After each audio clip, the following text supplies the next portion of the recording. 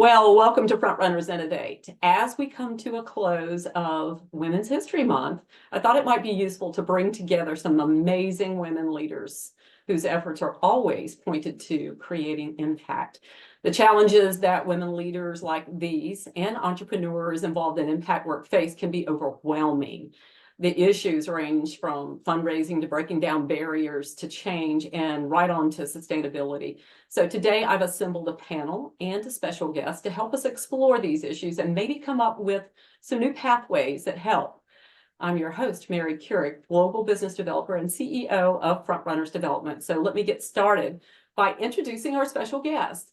So Cathy Dimarchos is the founder of Solutions2You, an Australia-based company that helps visionaries, philanthropists, governments, and business leaders bring their vision to life through strategic advice, financial literacy training, leadership coaching, and business advisory. So Cathy is also very global, just so that you know that. It's not that just that she does her business in Australia. She is currently in New York joining us today. So welcome, Cathy. Our conversation panelists of women leaders represent a diversity in business and impact area focuses. So let me introduce first, and I'm going to have them introduce themselves a little better than I do, but I'm going to introduce first Her Excellency Ambassador Dr. Diana Kennelly, who serves as the UN Economics and Social Council, or ECOSOC as we know it, in ambassadorship. She's out of Florida. So Diana, if you will share a little bit more about your story and what you do. Thank you so much, Mary, for inviting me onto this platform. Really grateful to be amongst amazing women. We don't get to do this a lot, but I just love that we can do this today. So I serve as a UN ambassador, and what that means is I lend my voice to different global international initiatives, and as many of you may know them as the UN International Days. And so I'm very passionate about International Women's Day. I'm passionate about International Youth Day. I'm passionate about the Day of the Girl Child and violence against women and girls. And in addition to that, developing leaders. And I do that through my own company, Diana Kennelly Enterprises, where I am passionate about developing global leaders, and I do that through leadership coaching. But most importantly, just because of how the seasons are changing, the world needs a different kind of a leader, a more hands-on leader. And after the pandemic, what we are seeing is that we really need to lead in a very different way. Something that the pandemic has shown us is that the world does not need perfect leaders. The world needs leaders who are willing to do the work, to listen, and to support. And so one of the things this year that I'm really working on comes from a book by John Maxwell that's coming out May 7th called High Road Leadership. And one of the things that he says in there is that before you tear down the fence, ask why it was put there in the first place. And so many times, even when we talk about women in leadership and some of the things that we have to work through, grow through, go through, we have to ask, why was this put there? And what is my passion about moving this? Or maybe expanding it, and maybe how can I expand myself? And so I'm passionate about leadership development. Fantastic. Yeah. You're a great leader. Thank you, Diana. I appreciate it very much. Lumbi Melambo, she is the water lady and CEO, founder of JB Dondolo out of Texas. Ms. Lumbi, you have the floor. All right. Yes, I am the water lady. So they call me. I love my name. It's a nickname, but it's very appropriate because what I do is, you can guess, provide access to clean water for women and girls in Africa to make sure that they are not burdened with the collection of water, having to walk miles and miles a day and spending up to 80 miles a day and 10 hours a day collecting water. I make sure that I provide water access close to where they reside, where they live, so that they don't so that they are focused on economically uplifting themselves. Women focus on gaining skills to start their own businesses and become entrepreneurs, and become, part of the economic development. And girls, guess what? They get to go to school 5 days a week, like everybody else, and attain education. So I love what I do. I am a UN Global Goals Ambassador, and I do a lot of participation with ECOSOC. So Diana, I'll be, very much in touch with you. And Yes. so I'm excited that you're here, knowing what you do, and that we can collaborate. I'm very big on SDG 17 for, partnerships for goals, because I know how important it is for us to achieve the critical SDG goals before or by 2030. So my SDG goal is SDG 6 for clean water, sanitation, and hygiene in underserved communities to uplift women and girls, but also the entire community. So I've been doing this with my organization, JB Dondolo, named after my father, JB Dondolo, for some time, but it's a road, it's a journey, and I'm looking forward to getting there. And I'm happy to be here, to be sitting on this stage with you guys to learn and also grow, myself. So thank you. Fantastic. I didn't realize how synergistic this group of ladies is going to be, but the next person I introduce is going to pull that all together for you. So meet Ms. Sega Nedden. She is the founder of the Pearl Leadership Institute, among other things. She's also a diversity and inclusion expert based out of the Research Triangle Park area in North Carolina. And if there's one thing to know about Ms. Sega, it is the UN SDGs are her platform. So go for it, Sega.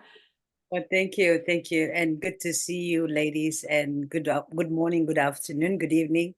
As change makers, I think this is the best time for us, because we definitely live in hopeful times, despite the fact that we have so many moments. But there is obviously a collective shift in our consciousness, a thirst for justice, and a desire for human flourishing. And the women in this room, in this platform right now, we seem to be really connected and also interested in the same. We have a very important shared agenda, and I like the fact that we're collaborating. And I want to thank Mary for pulling me in onto these kinds of conversation where I thrive and I enjoy it, every bit of it. And I can't tell you how excited I am, because having been the president of the UN Women USA here in North Carolina, and also have spoken on behalf of women in 2015 when I was invited by the UN to speak on the SDG as some of the stakeholders meeting.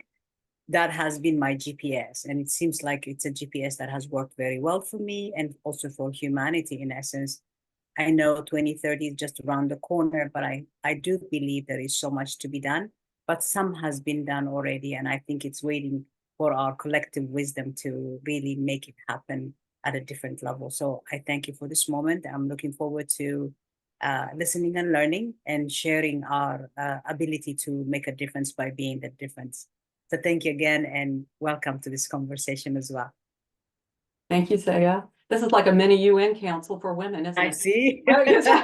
Just yeah, nice. It's really exciting. Cool. Yeah, this is great. And just the fact that you three ladies, other than Cathy, get to know each other is terrific. But now we get to know Cathy and bring her into the mix. So let's do that right now. Cathy, if you'll share a little bit about your background and what brought you into the work that you're doing, so you can tell us a little bit about also the types of people you work with, what kinds of results that you're aiming for, that kind of thing, so that we can get a picture. I'm one of those that always tells people, draw me a picture, because I'm a visual learner. So if you'll do that for us, I know you've got a great story to tell us. So go ahead. Thank you, Mary. And honestly, Mary, it is such a delight. And listening to each of your stories, it is incredible how we are being brought together. And the thing that I think I want to just reiterate here is that I think that's what we're meant to do, to actually bring in, all of these women across the world together who are really discovering who they are and who they want to be. But going back to, what you asked me, Mary, My journey started, when I look back, it started when I was quite young, and it's interesting how things unfold. But about 10 years ago, when Ebola broke out, and my 16-year-old daughter at the time said, "Mum, I'm going to go to Africa." And, we sat at the dining table and said, "Okay, tell us more." And she said, "Well, I have one more year at school and I want to make a difference." And that's how my story began. Whilst it wasn't my story, that's how it began. And so she actually volunteered and gave up 3 months of her time dedicating to work in orphanages. And what she wanted to do was spend time living with the Maasai. So for her, it was really understanding that it wasn't just about doing things at surface level, but really digging deep and understanding what is genuinely happening. And so it was at that point where I said, well, I think I actually needed to mitigate risk. And I don't know how I envisaged that, but if I was going to be there, I was mitigating risk, right? So we lived with a Maasai, for part of that time. And that's when things started to unravel, in that we can do something more here, not just looking from the outside, but actually being on the, at grassroots, on the ground, genuinely understanding culture, making sure that that's not disrupted and it's actually respected, but facilitating the changes that they actually were wanting. So that's how it started. That then became with me getting involved with projects abroad and actually developing microfinances programs. I then actually developed programs that actually worked within orphanages for other volunteers to actually come in and have a roadmap. About 4 months later, after I returned home, I sat honestly at my dining table and I was really miserable. And I kept repeating myself and saying, I really don't like my life. I really don't like my life. And my young spark of a son at the time, who was 23, said, "Mum, we've heard you say that now for 4 months. How about you do something about it?" And it was that light bulb moment, oh my God, of course I can do something about it. So it was starting to reframe how. How do I actually really apply that genuinely? So for me, it was then, I'm going to actually make a commitment to keep going back and working at different levels. And those 2 levels became running programs that were leadership programs in schools as co-curricular.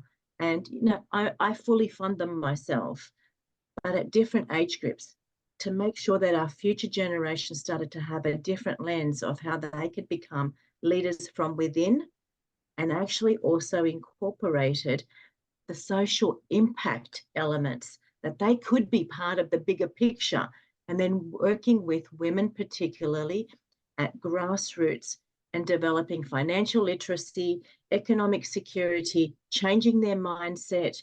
And what was fascinating is that then men also asked, could we get involved? Could you do that for us too? And of course, it's an inclusive environment. I focused on those 2 areas because the youth weren't getting that level of support. Access is so important for education.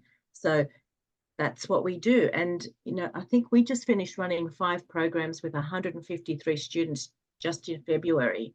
I'm going back now to run another program for over 200 students that's actually going to equip them to enter into the workforce and begin their actual, university, I guess, start in life on how to do the practical things, talking, communication, confidence, actually understanding their actual ability to become entrepreneurs and to think bigger, right?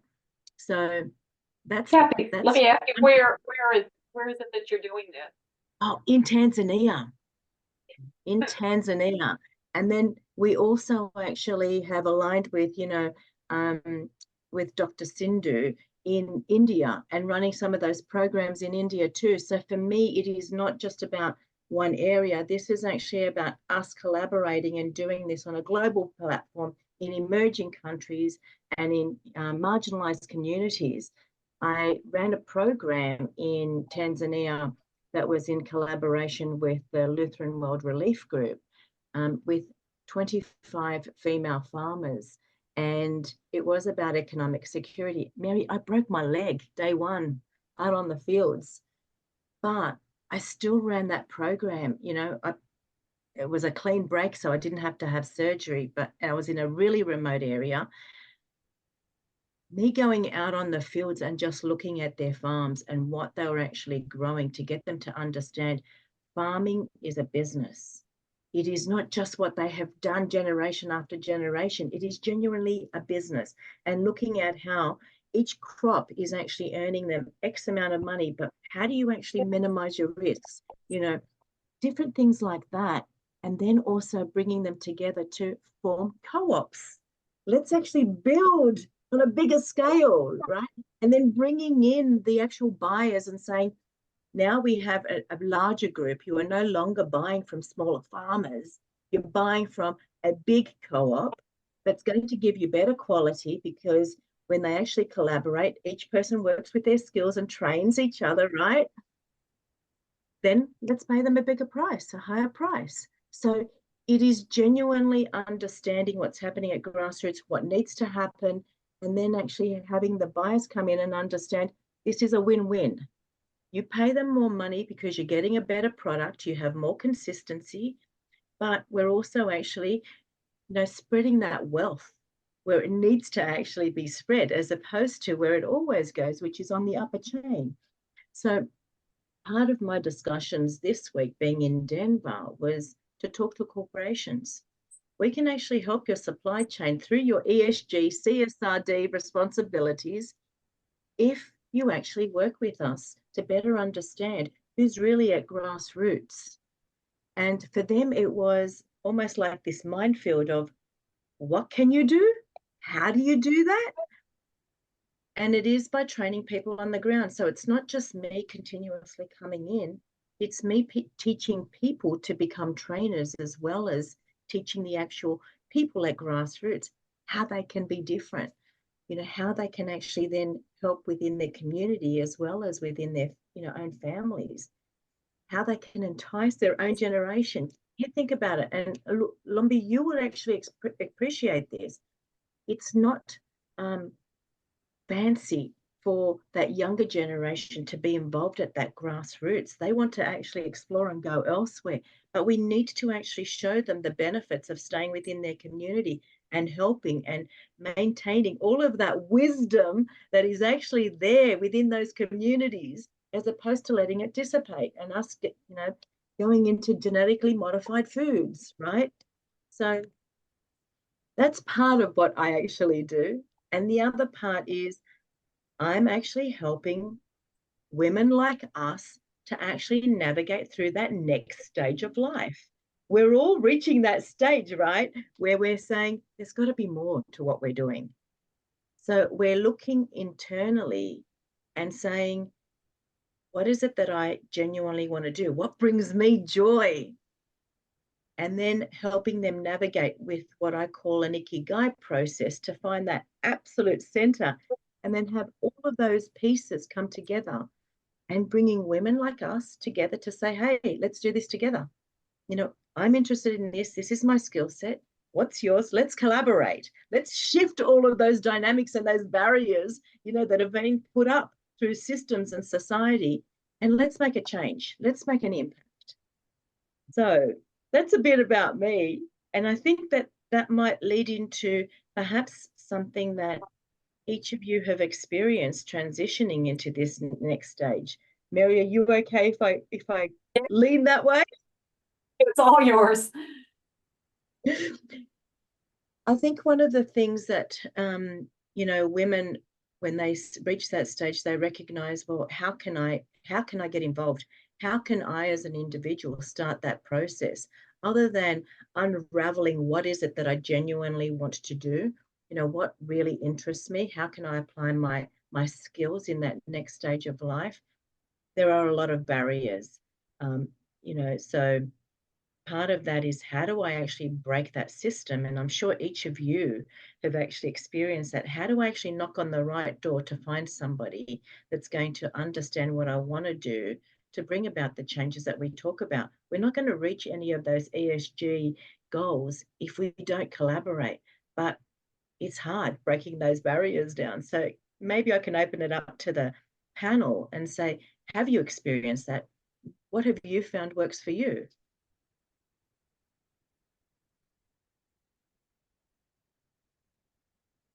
Who wants Who to has go an first? answer?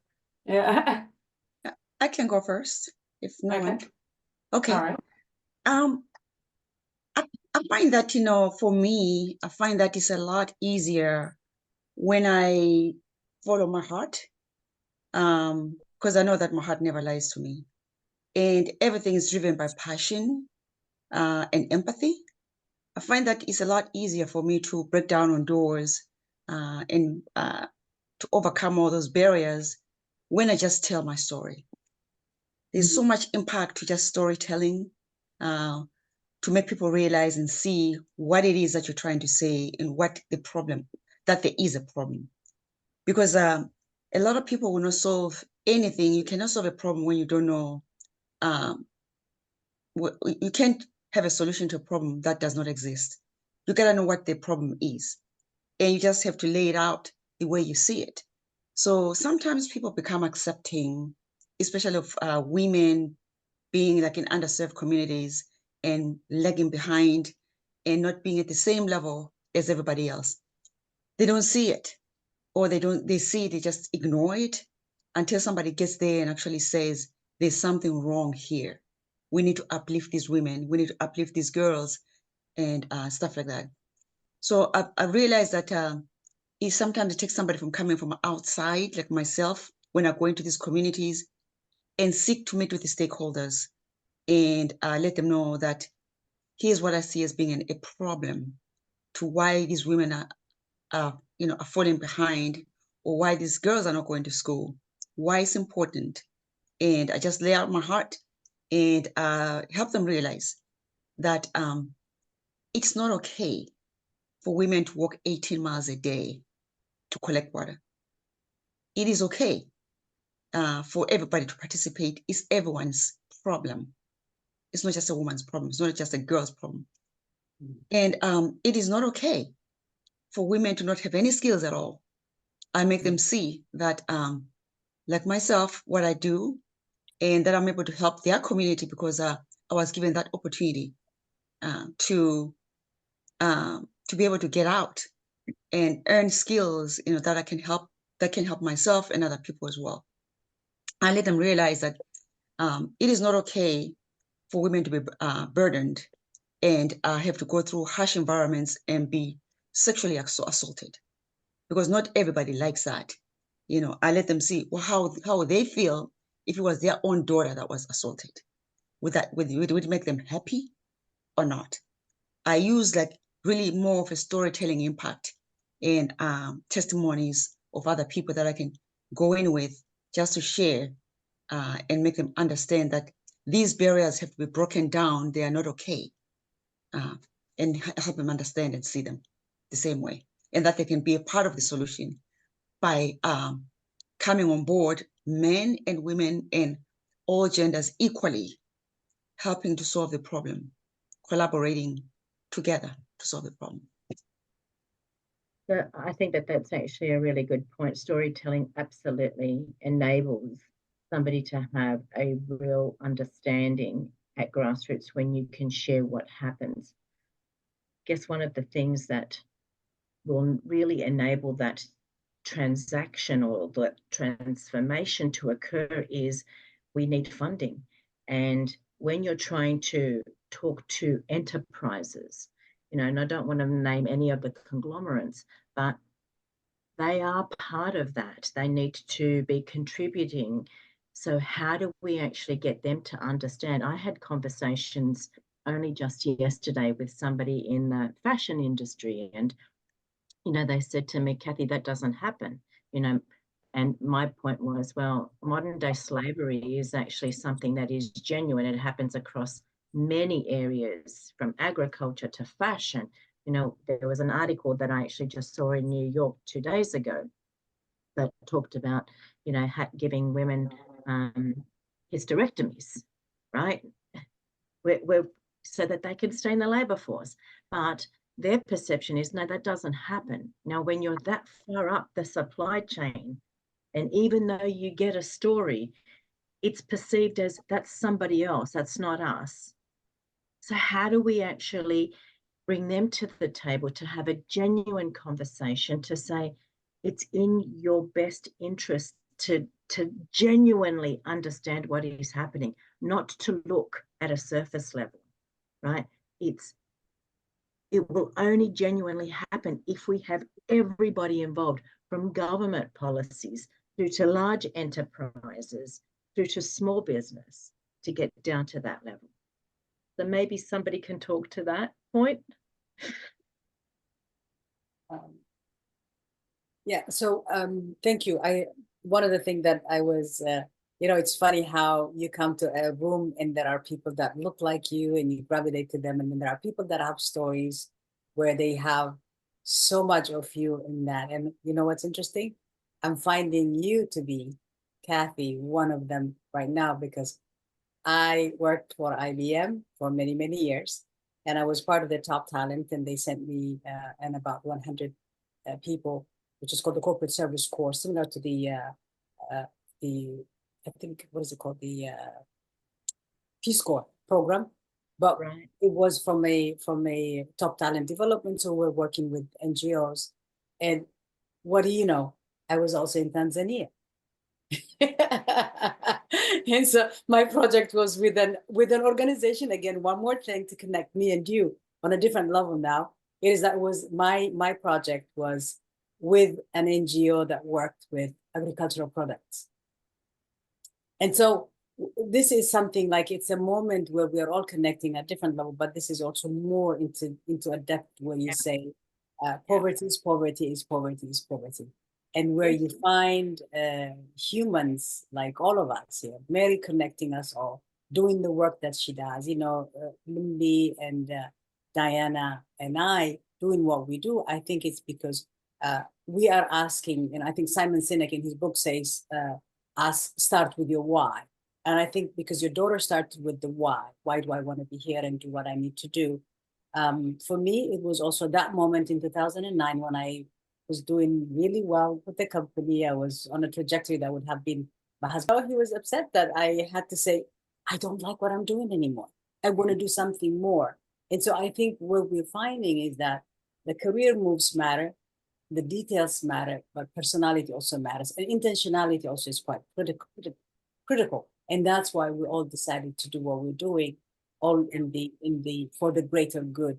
So for me, the SDG 5, which is equity, and 4, education, which is the key to prosperity, and especially in STEM, because that's the group of girls that I work with, science, technology, engineering, arts, and math, because science is where the living wages are, and arts is where the intention behind innovation is. So, and then SDG 16 and 17 is being part of the private-public partnership collaboration. So the action for us is fostering a very transparent collaboration, which is more than cooperation. And that's where we're finding the reason why we are all here. It's about the collaboration, the learning and listening, and then really move the needle forward and have an empowerment moment, an empowerment hour, which hopefully will shape this world where we are in, where there's so much work to be done. And it's going to be a part of our legacy, as I see it. Yeah. Well, I'm very excited about the synergies. Who would have thought that Mary's actually going to put us together with so much synchronicity, right? It's incredible. Only him. Yes. He knows what's going on. I want to hear from Diana, because honestly, some of the things you've done and where you've been, I think you probably have some perspective of how this all kind of comes together from what Cathy was saying in terms of trying to move the needle on certain conversations, and where you find that influence to be able to do so. Where do you think? Wow. I am reminded of this quote by John Bunyan that says, "You have not lived today until you have done something for someone who can never repay you." Ooh, yes. And I always begin with going inside. I think in life, so many things happen. And ever since 2020, we are just being really awakened to how our emotional well-being. And there is something that is just waking us up to really saying what is going on with me, what is going on with the next person. And so I myself, some transitions that I have gone through is my mother passing, and that being really difficult, that really bringing me to a place where I have had to ask myself, what do I like doing? What are the relationships that I have? Is this still something that I am passionate about? And then ending a marriage relationship, that also moves you in a very different way. And so my passion is really about, let us go back to peeling back some of the layers within us, right? I think as a woman, and I can speak for myself, what are some of the insecurities that I have that I've not really paid attention to, that really point to why I may not pursue certain things in my life, or things that are before me? And so I think that in this environment, and as we consider moving from one season of life to the next, it's really going back and saying, I need to review my life in a way that does not bring me regret, but also let me see that what are some of the things that I have neglected to do? What are some of the things that I have passed on? What are some of the voices that I have let drive my life and my career? And then bringing that back and reminding every single person, every human being, every young person, to really go back to what is it that you're passionate about? I mean, when I was growing up, things like music, arts, entertainment, sports were not seen as things that would really give you a life or something to do. But look at where we are now, right? These are the very things that are driving us, making the most money, you know? And so for me, it is to really lend my voice to the many voices that are waking us up to, let's go back to really looking at what are some of the things that are within us that we need to revisit, we need to review. There's a book by Adam Grant called Hidden Potential. I think he released it last year, 2023. And one of the things that he was talking about is that he is by nature and a personality an introvert, right? But his main calling is to be a communicator. And so what he has had to learn is he has had to almost to set aside this personality of his and learn something that is going to help him communicate a message that is going to help thousands and the whole world begin to, and if we go back to what Lumbi mentioned, to begin to talk about our message. What are we passionate about? What is the meaningful contribution that we can begin to make? And I think it really goes back to us going back and considering, what is it about me that I need to let go of? What are some of the necessary endings that I need to wake myself up to?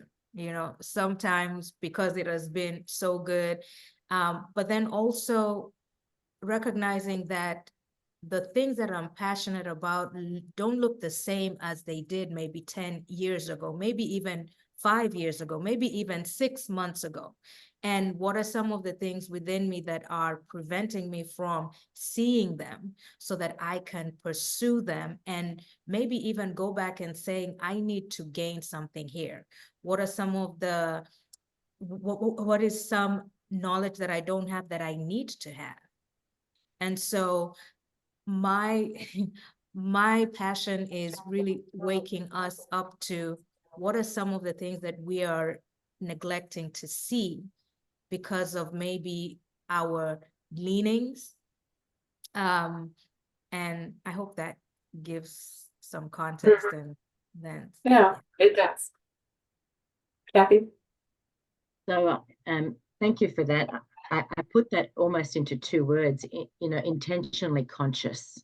You know, we need to be intentional about what it is that we want to change, because consciousness alone doesn't do it. We can be conscious about something, but we've got to be intentional about the consciousness to genuinely make that difference, right?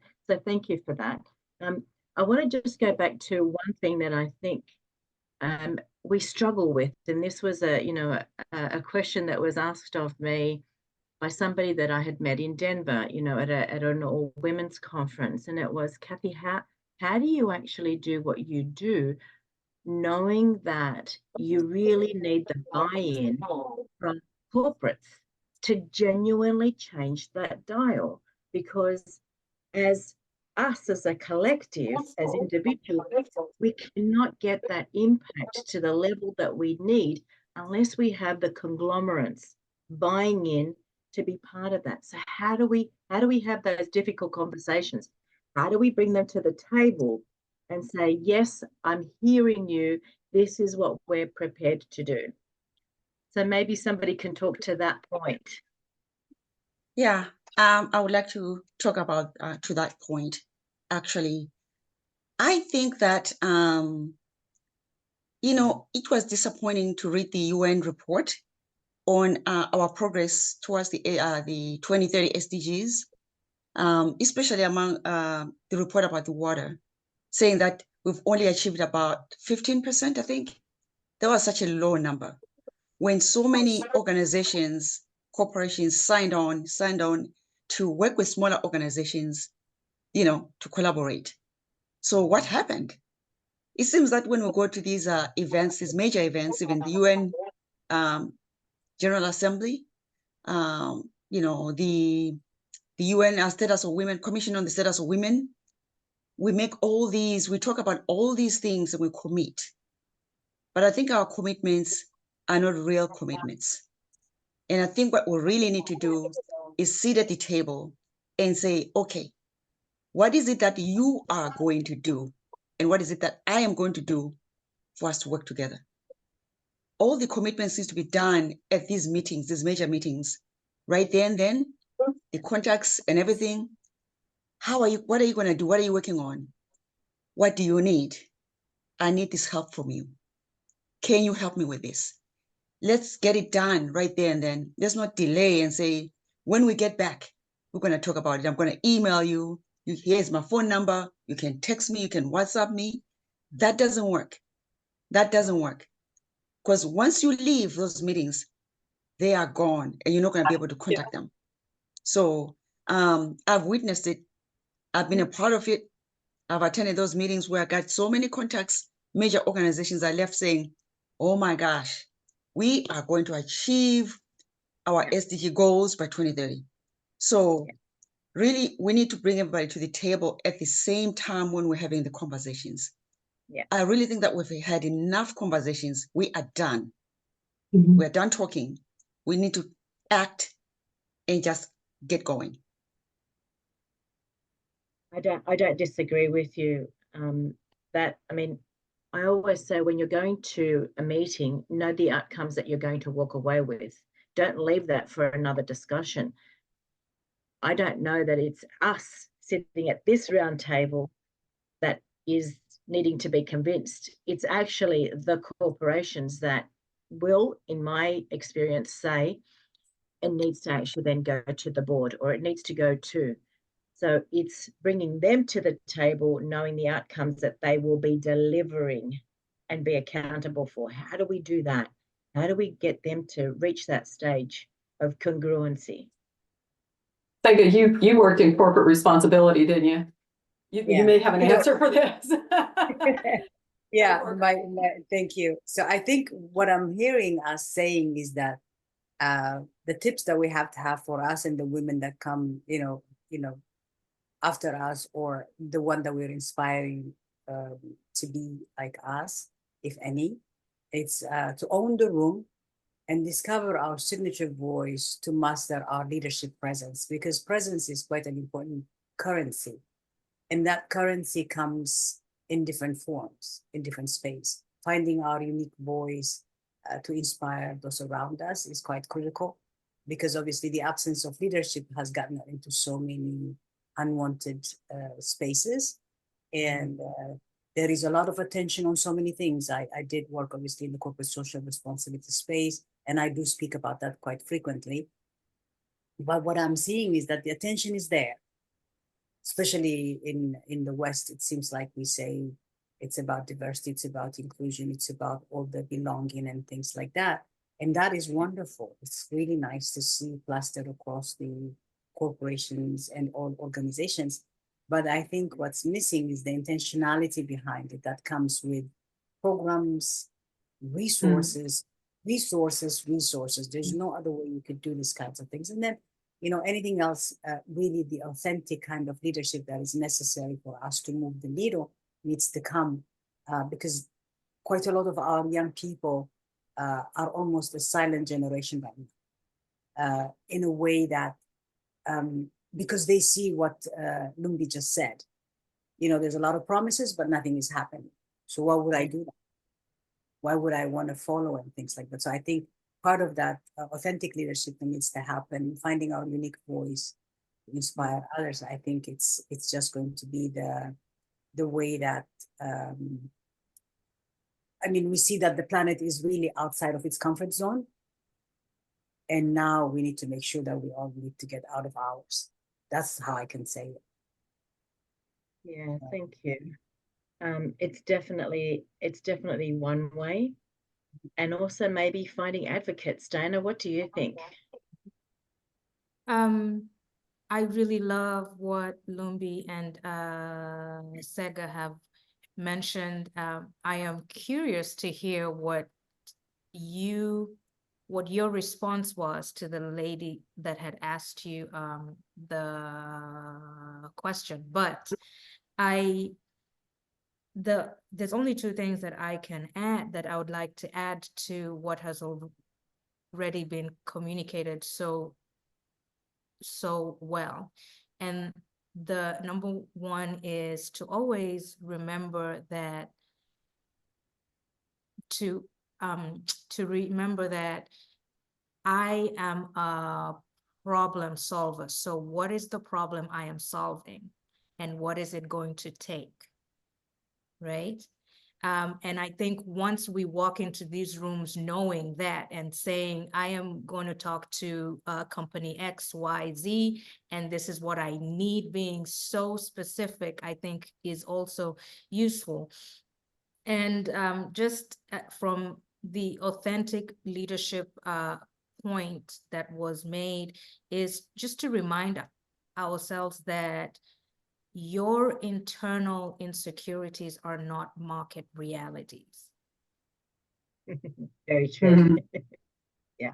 Right. And so doing the work to deal with what is keeping you from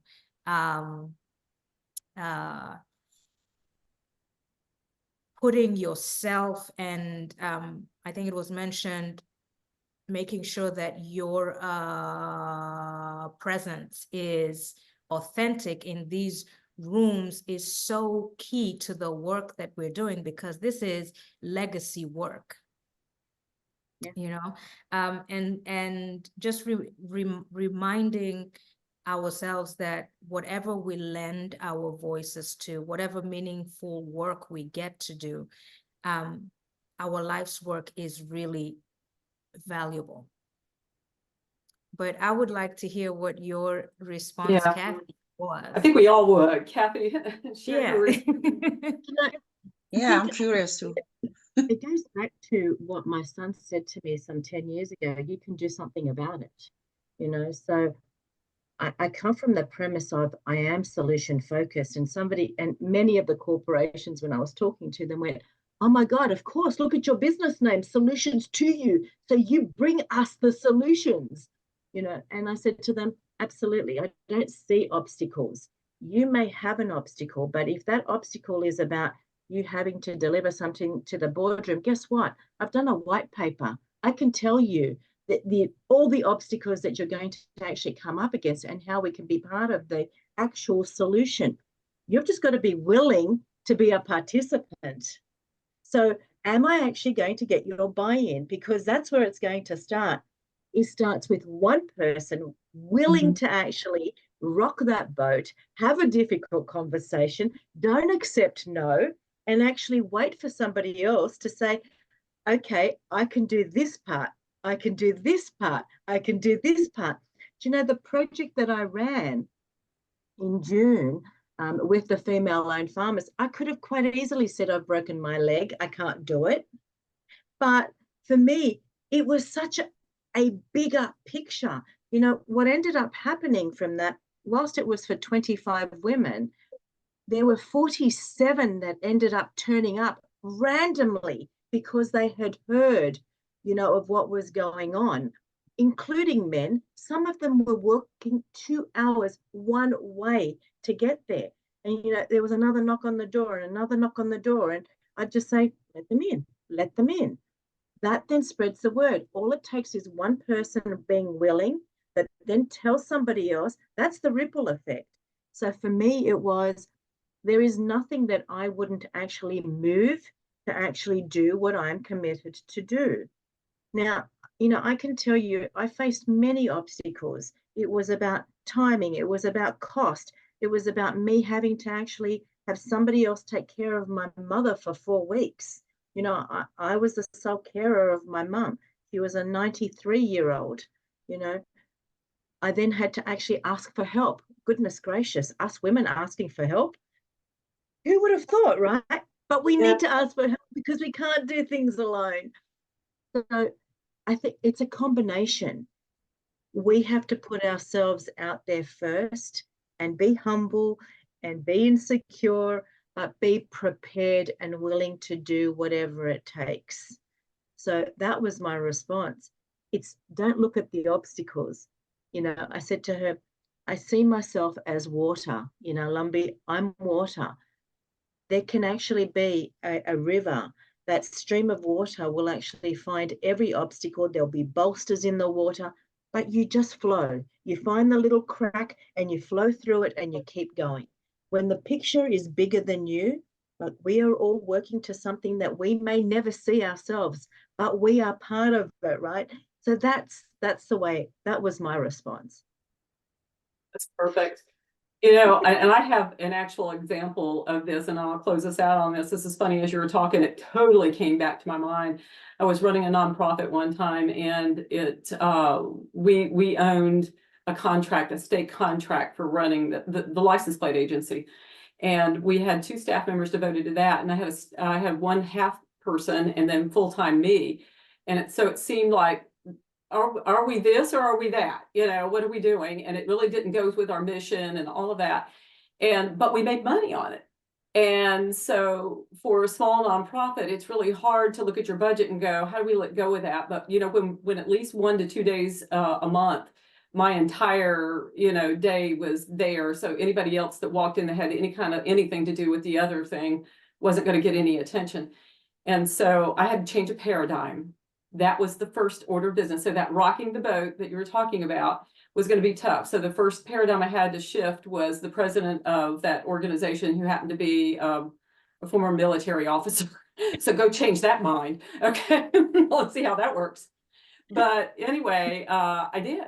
So what he said, you're going to have to lobby for this. And what you need to do to paradigm shift is get yourself a video that is a really good one. And he knew who to point me to, and play that before the next board meeting. And that's exactly what I did. And then I had a plan, because in order to let go of that state contract, it had to go to somebody else. We didn't want to have those people lose their jobs. We wanted them to be able to keep it. So, and it was a political appointment on top of that, a political contract. So, somehow it all worked out in the end of things. And what would have been a no vote was a unanimous, all 12 board members vote for get rid of it. It's fine. We'll make up that cash flow elsewhere, and we were able to do that. But, it did take the starting with convincing the first person and then getting a hold of something that could do a better job convincing everybody than me, because it was full of corporate, if they hadn't let this go stories, then this is what would have happened. Yeah, and honestly, I was listening to Diana, and she was talking about those, things about what do you need to let go type of thing. And sometimes that's a bigger let go than just you. You got to be the first one to see letting go, and then maybe you got to convince some of the other people to let go. But some of the takeaways from this, and I was taking notes, is that storytelling was the first thing, and that was excellent. Storytelling is so important because I'm like I said, a visual learner, and I think if you could paint a picture, tell me a story, I got it, and then I'm your best friend, I'm your champion, I'm your cheerleader. Intentionally conscious was something that came from you, Cathy, I think. And then resources and intention behind that, unique voice, the authentic leadership piece, being specific, and all the things that we wrap around ourselves, that what we need to do as leaders that Diana was pointing to, and doing that work, that internal work, something that Lumbi also was talking about, and going into your heart and knowing first that's where it needs to come from. So all these are good. It's funny because we covered the personal as well as the external, the internal as well as the external a little bit. But I think that before we leave, I'm going to say thank you to all the ladies that showed up here and contributed. But Cathy, I want to let you have the last word for us as we move out of this into the finality of Women's History Month. So what pearls of wisdom do you have to share with us before we leave? I think one thing that I think about often is, don't think of the cost of what you need to contribute to do something. Think about the cost for not doing it. We don't ever actually look at that. If we don't do something, the cost is greater. So let's focus on that, because I think if we do that, we genuinely start to see how we can be bigger contributors. Wow, well stated. Very, very good. Well, thank you, everybody. This has been wonderful, and I look forward to seeing how we all progress with some of the wisdom that we shared today. And who knows, maybe we need to continue conversations, but I see that these ladies here, all of you, need to stay connected. And I think you have each other's email addresses now for sure. And maybe we can figure out something we can all do together. I think that would be fun. We can figure that out. That would be awesome. Yeah. Thank you, Cathy. Appreciate it. I appreciate you taking time out of the short visit to the United States that we could get you here, and not while you're in Australia. So we totally appreciate it. It's been a pleasure. Thank you so much. And it's been such a joy to actually meet each of you. Mary, you're just an incredible connection. Oh, well, thank you. That's what I do. So thanks to everybody watching. If you're seeing this, wherever you get your podcasts, go to frontrunnersinnovate.com, where you'll get a little bit more information and maybe how to connect with all these wonderful ladies if you want to. And we hope that you will. So until next time, happy front running. Bye-bye.